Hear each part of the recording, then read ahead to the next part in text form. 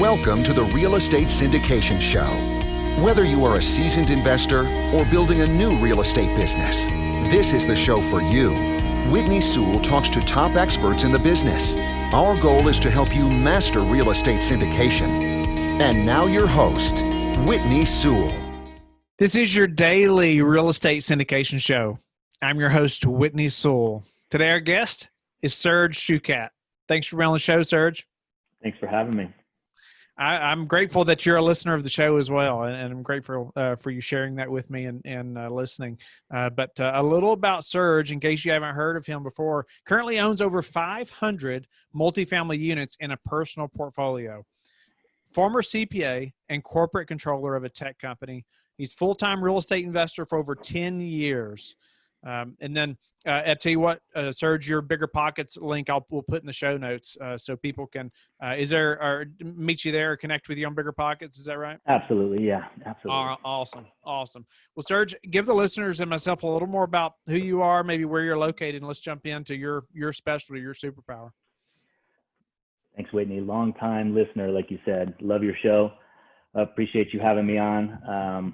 I am a multifamily real estate investor based out of Phoenix, Arizona.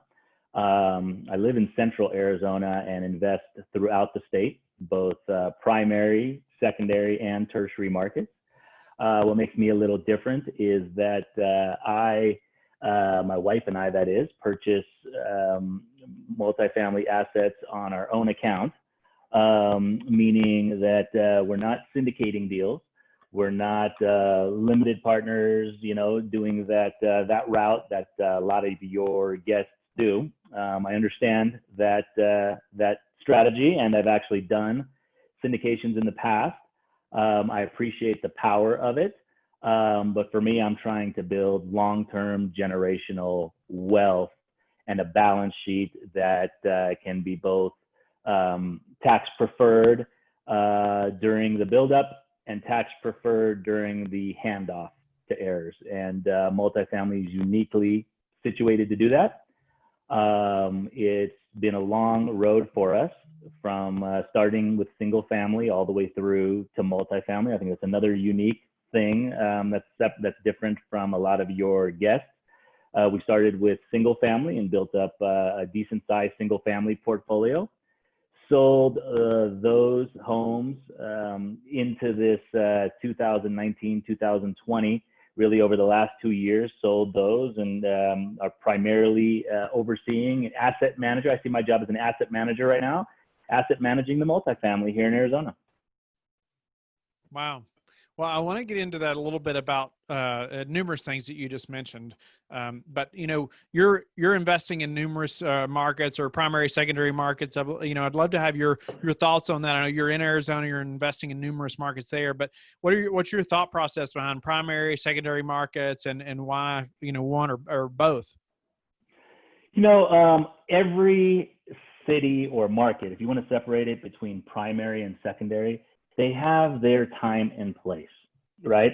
So primary markets are great to buy at a very specific point in the cycle, as are secondary markets. So it depends. I've always been an opportunistic investor where I'm willing to take what the market's going to give me. I'm not tied to a city. I'm not tied to a state. I'm not tied to an asset class, right? I love multifamily right now, and it's been great for me over the last 10 years. But right now, as we're looking at a post-COVID world, I'm open. I'm looking at retail. I'm looking at office. Everybody's leaving them for dead. Everybody's saying how office space is going to change forever and never be the same. Everybody's saying how office owners are making going to make a rush into multifamily and other asset classes. Retail, people are talking about a 40-50% vacancy rate into 2020 for a lot of strip center retail, a lot of what otherwise would be Class A and Class B retail. I'm open to looking at that, So right now I'm studying. I'm looking at, what kind of income they had pre-recession. How much does it cost to buy that income today?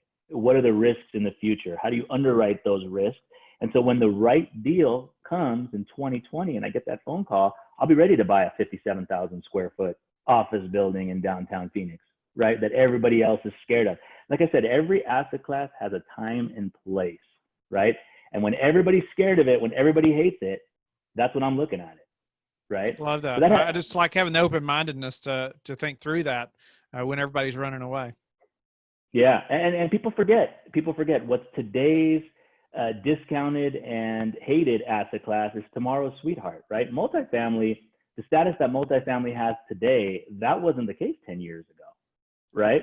10 years ago, multifamily was, multifamily and single family, residential real estate was not where you wanted to be, supposedly. But then in hindsight, looking back 5-10 years, it was where you wanted to be. And the world will change post-COVID, certainly. But I think it changes a lot less than some people think. So, tell us a little bit about, I know you said you had been a part of syndications before, you had syndicated deals in the past, but now, you've changed that a little bit, or your plan, how you and your wife are moving forward. So why not syndicate anymore? I, in particular, am not looking for to be beholden to investors. I'm not looking for quarterly reports. I'm not looking to build those systems. I'm not looking to have a partner, two partners, and having to do 5, 10, 15 deals a year. I don't want to do that. I want to do only the best deals, only the best assets. And because of where we are at currently, we don't need to do a deal. If we don't do a deal in 2020, that's fine. If we don't do a deal in 2021, that's fine. So we can sit and wait, and build the relationships and be best friends with the brokers. And they, when they know what you want, and when it comes, they call you and you buy it, and you're prepared. But having to constantly be on the lookout, I think it really, and I've seen it happen to other investors who, I know investors that were very sound underwriters, looked at assets the same way I did. And the minute they got into the syndication space, now all of a sudden it was okay to underwrite 7% economic occupancy instead of the 12 to 14 that they know it should be. Now all of a sudden it's okay to comp to an asset that's 5 miles away and in a completely different neighborhood that you shouldn't be comping to, that you can't comp to that. Now it's okay. You find yourself, because of that fee, you find yourself taking a more bullish approach than you necessarily would, I think. I've seen it happen to people, and it takes a very, very disciplined person and investor and sponsor to not do that. And they're out there, and I know them by name that are not. It's just, as a passive investor, you're kind of rolling the dice. Do you know which one of those two buckets do you have? Do you have the guy that needs that fee to pay his mortgage? Or do you have the guy that's building long-term 20-year relationships, on solid foundational assets? And the purchases that I saw being made, at least in my state, or let's call it Maricopa County, Phoenix, in 2019 and 18 were not those assets, and are not those assets. Yeah. Wow. No, I think it changed your mindset sometimes on investing once you, and I've seen it happen to numerous people, when you're in the position where you don't have to do a deal in 2020, or, when you reach that level of financial security. And I think now you can really raise your standards, which we should all have high standards on what we're buying, no doubt about it. And like you were talking about, I've seen it too. It's unfortunate that people are forced to buy deals. They feel like they're forced to buy deals because they need the income. But that's not a place we want to be in. You had mentioned also, like everything, or maybe you and I were talking before we started recording, you said everything that you're investing in right now is like for your own balance sheet. And so elaborate a little bit on maybe your deal criteria and how it's helping your balance sheet, even in this pandemic, and what's, how that's changed things. My deal criteria is quite unique. And, when I'm first introducing myself to, a broker, an out-of-state broker, I kind of keep it to myself. I'll keep the criteria as far as, I like this class, B class building and this kind of location and this many units, that kind of stuff.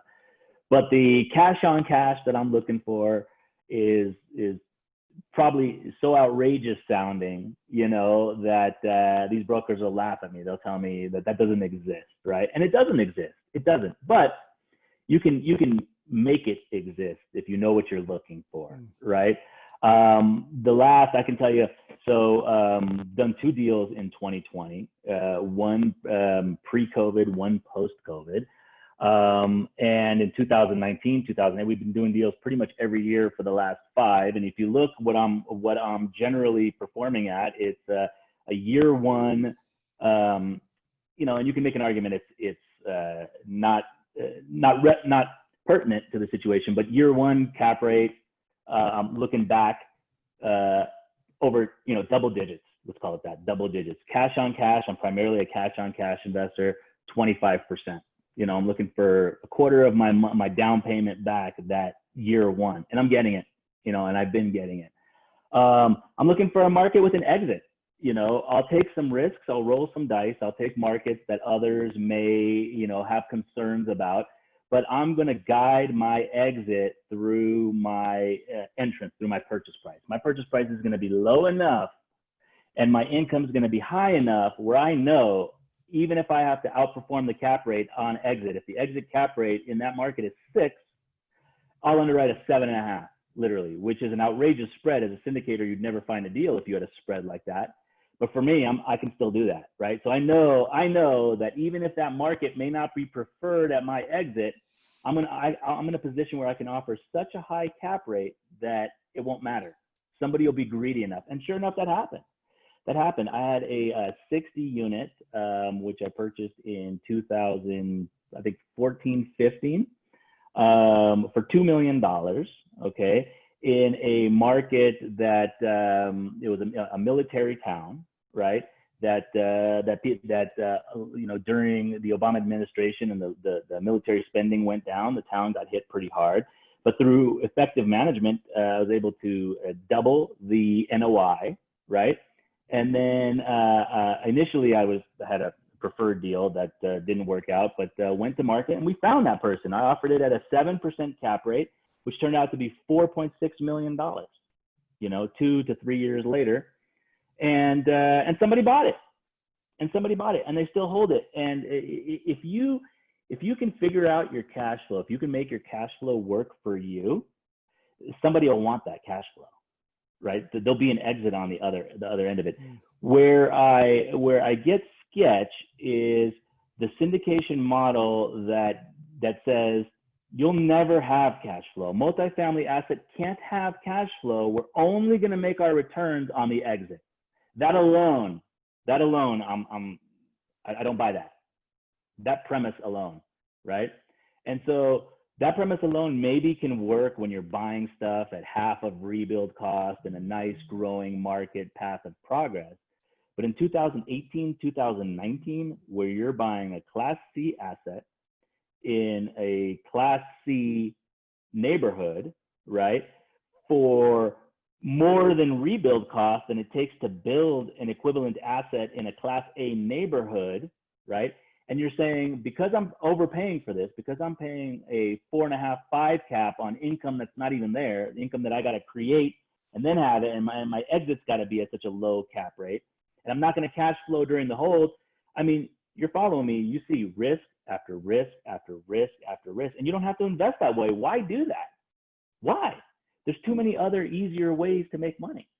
You know, the problem is, as a syndicator, you have a lot of constraints. You fall into that model that you wouldn't do as an individual investor, right? Some of these syndicators are buying assets I know for a fact they wouldn't buy if it was on their dime, right? They wouldn't buy. So they get stuck in these markets. Oh, they'll tell you, my investors only invest in these 3 markets. It's got to be a market that has this kind of growth and this kind of rent appreciation, et cetera. You know, their metrics. Well, you know what? Everyone's looking at those metrics. Everyone's looking at those metrics, same metrics. Everybody's buying down. Everyone's buying down that yield, right?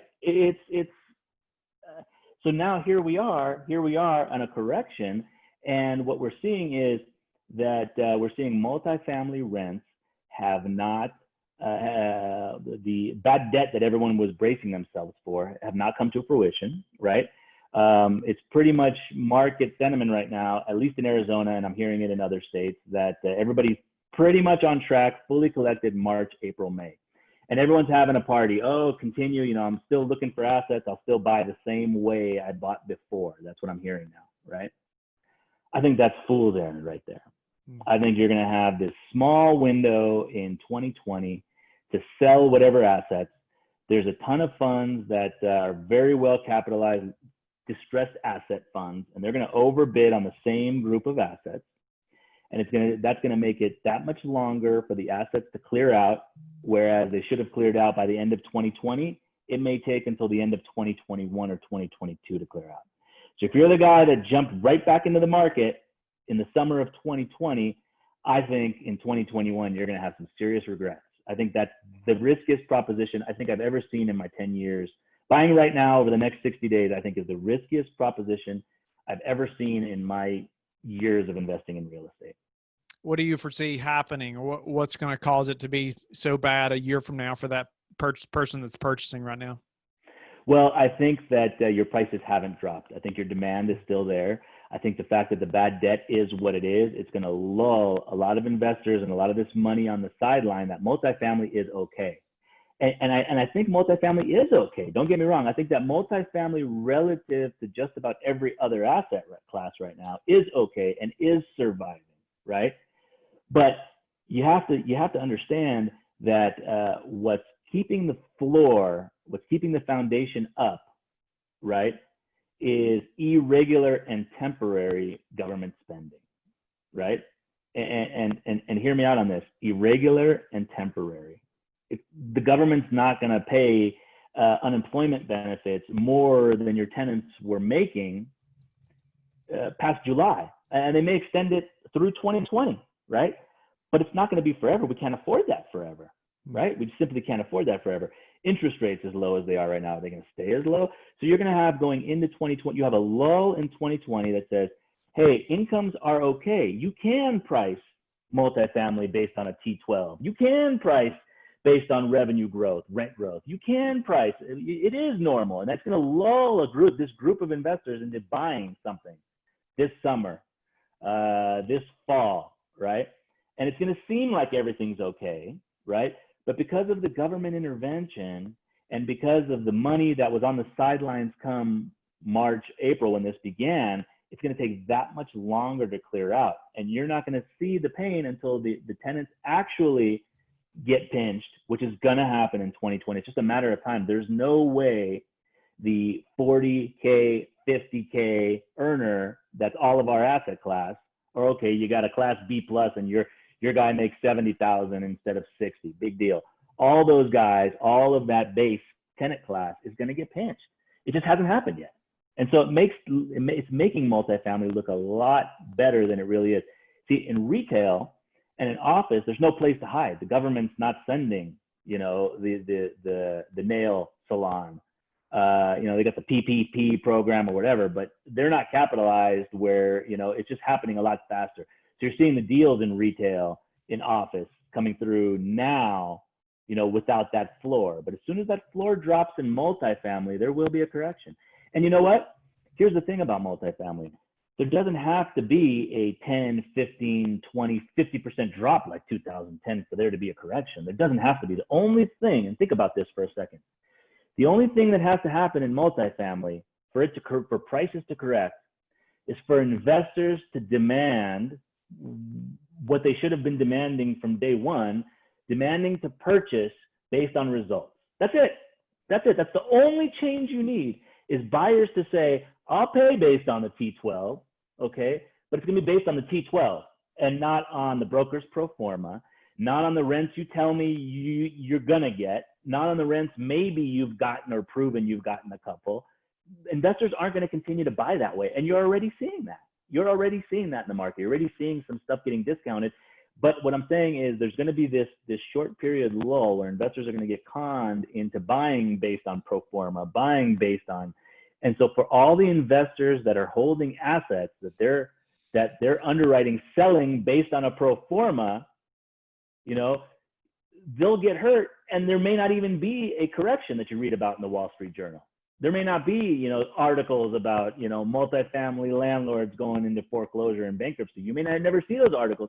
But if buyers like you and I and the majority of buyers say, hold up, I want to actually buy on what this seller's done, which, remember, what it should be. You talk to known investors, guys like Ken McElroy and such. They'll tell you, I stopped buying the last 3 years because I didn't want to buy on a pro forma.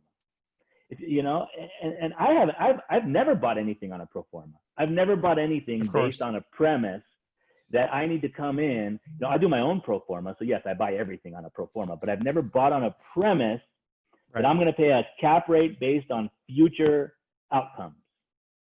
I don't know future outcomes. I'm not in the business of future outcomes. No, that makes a lot of sense. And you go on what information you know for a fact right now, not what you hope to be, I guess. Makes a lot of sense. And so ultimately you expect right now our tenants, our customers have received a lot of money that's going to tide them along for a little bit. And then eventually it's going to run out. Eventually they're going to have problems. And then obviously then the owner's going to have problems if enough tenants can't pay rent. Yeah, I don't see a way around that. We can't subsidize this class forever. You're going to have people that drop out of the workforce permanently. I think your migration patterns are going to change, which we saw during the recession. I think your population growth, the cities aren't going to experience what they experienced in the past. I mean, it may hasten it, certainly. But I think caution is the ticket right now. Caution. I mean, a deal's got to be I don't want to say a slam dunk. Again, I'm not expecting 2010. I'm not expecting 2012. I don't think you're going to see foreclosures. I mean, people have put a lot of money. People have repositioned properties. People have added value, and people will pay for that value. But people aren't going to pay for future value forever. And that's going to change pricing. How do you see this affecting the properties, the hundreds of units that you have right now? I never underwrote selling something on a pro forma. And funny enough, I've never truly been able to sell anything. I've sold multifamily as well. No one's ever came in. Somehow when I'm trying to buy something, I got to pay a cap rate based on year 2 pro forma and $1 million in repairs. But when I'm selling it, no one wants to pay me that, right? So I've never sold based on some outrageous pro forma. I've always had enough value add in my properties, and I've always bought them right enough where on exit, my value is there. My values, I don't have to explain I don't need a broker to say, if you add washer dryers, you can have 50 extra bucks. If you just do something with the courtyard, you can raise rent 50 bucks. If you add $200,000 gym, you can raise another 50 bucks. I've never had a broker have to make that argument, and I've never underwritten my exit on that argument, right? I've underwritten my exit that I bought it with $250,000 NOI. The owner didn't have rubs. The owner was under market $50, and the owner was self-managing and making mistakes. So I have inherently $150. Upon natural turnover, I'll do easy turns. I'll raise my rent $150.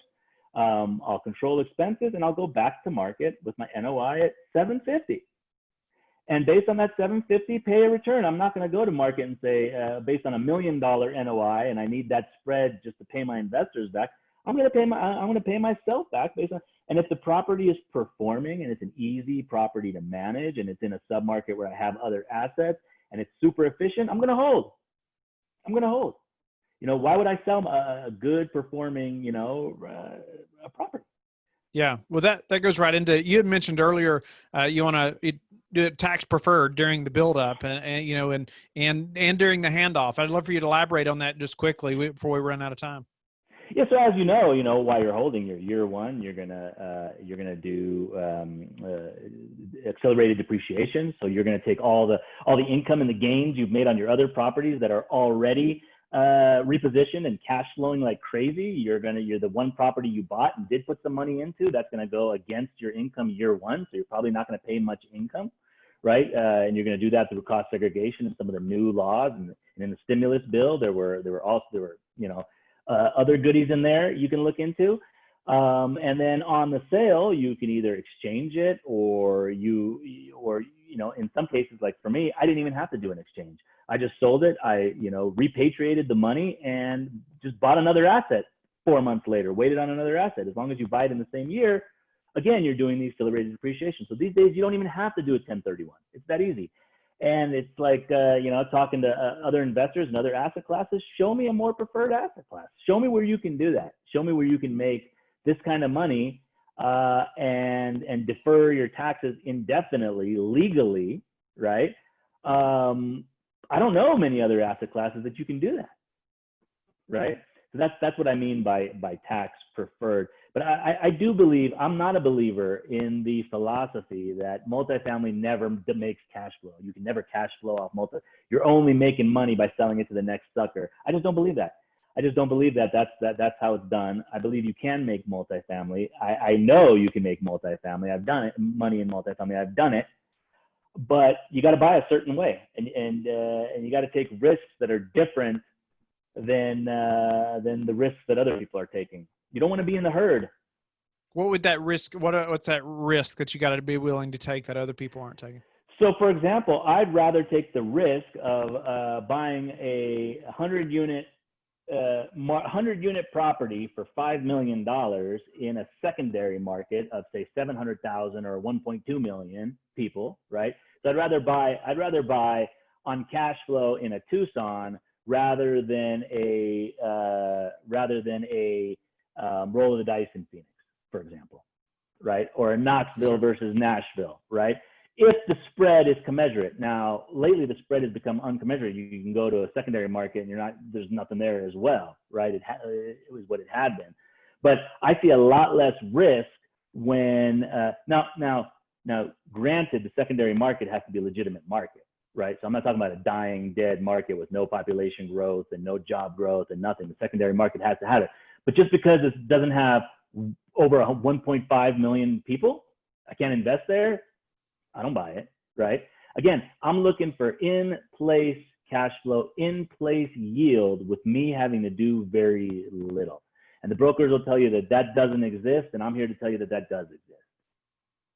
And you find those deals through brokers? Yeah. Well, I've been building relationships for 5 to 10 years with a lot of these guys, and it's a lot of these guys that were coming out of college 10 years ago are now running their own firms, and in the small states, with 2 big markets, you got 5 companies, 5 guys running all these deals, Yeah. And if you're finding a 100-unit on LoopNet, a public deal that's been sitting there for months and months, it's been passed over. It's been brought to guys like me and guys that have transacted, So pretty much that's kind of the only way. If it's running its process over 30 days and you're competing, I've never been able to secure a deal that way. I've never been able to secure a deal by competing 30 days. But again, I'm not looking for what everyone else is looking for. Sure. And if you're a syndicator looking for an $8.5 to $15.5 million 95 to 200 unit deal, that's every syndicator is looking for that. In Phoenix or in Atlanta or in Dallas or in, everyone's looking in the same cities. Everyone's looking for the same assets. Everyone wants that, 1986, no boiler, no chiller, all the rooms are classic. Everyone wants that same product. So you're finding something else. Yeah, that's. No, I'm finding that product, but I'm finding that product with maybe a seller that, wants certainty of close, or a broker that's willing to give me a week to negotiate without running the 30-day process and the highest and best. Or a broker that underwrites accordingly. There's some brokers in my market that I can't and will never transact with, because their underwriting is so horrendous. And I'll argue with them and then finally just give up on it, their deal. But they had been selling their deals. There had always been somebody selling their deals. And today, post-COVID, they're the only broker that's actually putting deals on the market. You got 6, 7 primary brokers, right, in Phoenix Metro. Pretty much all of them have nothing public right now. A few of them have some pocket listings. And there's one broker, the one that I cannot transact with, that's like listing like 6 to 8 listings, have all the listings.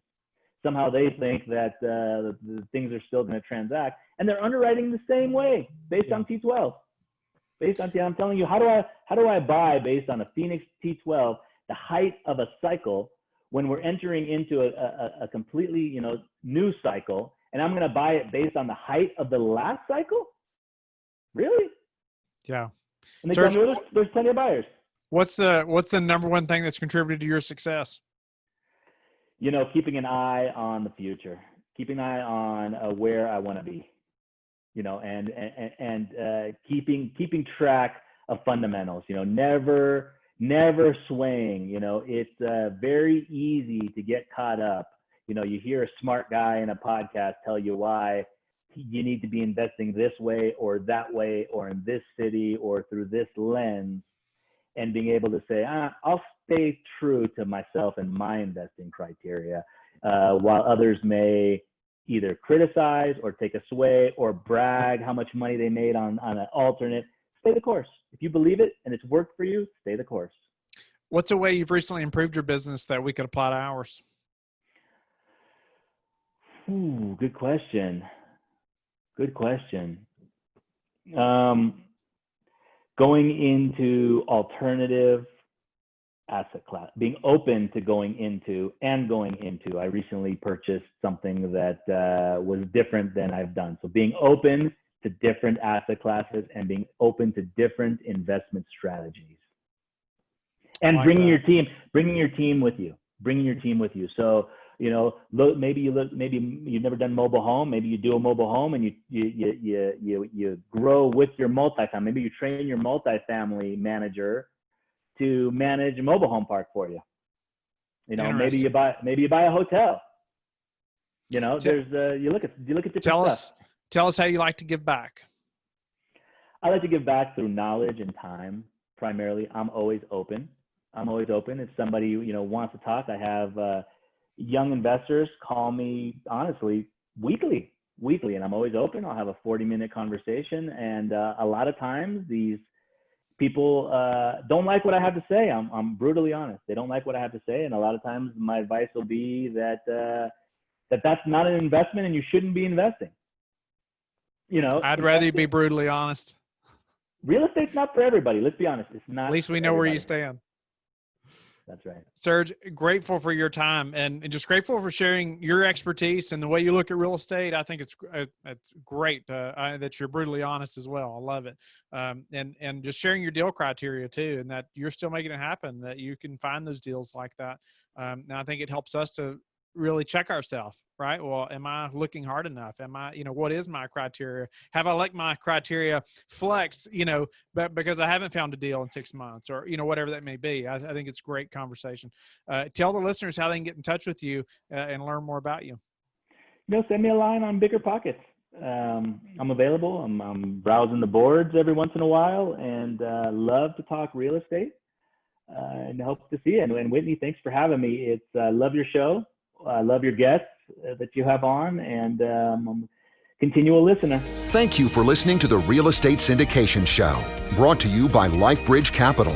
LifeBridge Capital works with investors nationwide to invest in real estate, while also donating 50% of its profits to assist parents who are committing to adoption.